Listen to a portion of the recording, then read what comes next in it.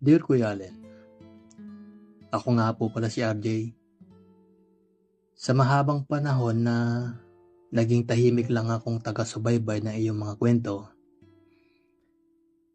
ngayon ay nais kong ibahagi ang isa sa mga bahagi ng aking kabataan na hanggang ngayon ay malinaw pa rin sa aking alaala. Isa itong kwento na lihim na paghanga at ng pagtuklas sa aking sarili. Nakatira ako noon sa probinsya, kung saan napakasimple ng buhay. Malapit kami sa ilog na nagsisilbing tagpuan ng mga tao sa aming lugar. Naliligo ang mga kalalakihan, naglalaba ang mga kababaihan,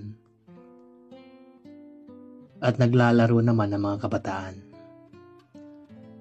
Sa gitna ng lahat ng ito,